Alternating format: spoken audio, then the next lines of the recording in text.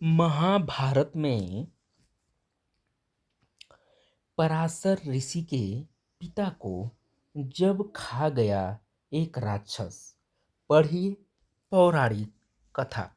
ऋग्वेद के मंत्र दृष्टा और गायत्री मंत्र के महान साधक सप्त ऋषियों में से एक महर्षि वशिष्ठ के पौत्र महान वेदज्ञ ज्योतिषाचार्य स्मृतिकार एवं ब्रह्म ज्ञानी ऋषि पराशर के पिता का नाम शक्ति मुनि और माता का नाम अद्यश्यंती था। पराशर वास्कल और याज्ञवल्क्य के शिष्य थे। पराशर ऋषि के पिता को राक्षस कल्मास्पाद ने खा लिया था। एक बार की बात है कि पराशर ऋषि के पिता शक्ति एकायन मार्ग द्वारा पूर्व दिशा से आ रहे थे।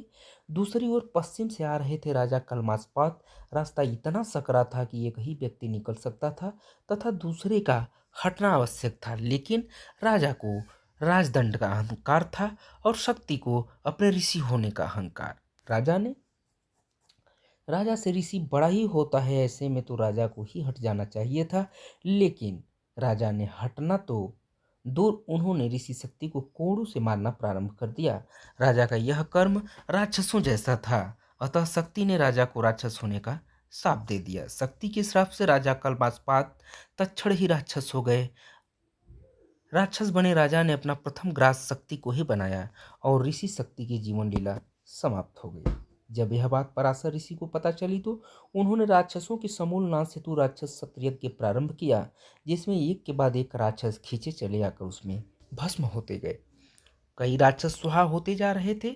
ऐसे में महर्षि पुलत्स्य ने पराशर ऋषि के पास पहुंचकर उनसे यह यज्ञ रोकने की प्रार्थना की और उन्होंने अहिंसा का उपदेश भी दिया। पराशर ऋषि के पुत्र वेद व्यास ने भी पराशर से इस यज्ञ को रोकने की प्रार्थना की। उन्होंने समझाया कि बिना किसी दोष के समस्त राक्षसों का संहार करना अनुचित है। पुलत्स्य तथा व्यास की प्रार्थना और उपदेश के बाद उन्होंने यह राक्षस सत्र यज्ञ की पूर्णाहुति देकर इसे रोक दिया।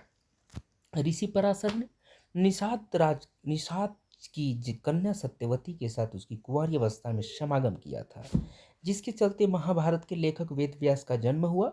सत्यवती ने बाद में राजा शांतनु से विवाह किया था। दोस्तों, हम ऐसे ही कहानियाँ आपके बीच लाते रहेंगे।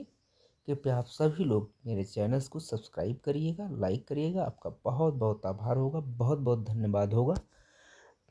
तो दोस्तों, आप सभी का आशीर्वाद बना रहे। बहुत बहुत धन्यवाद। थैंक यू दोस्तों, सो मच।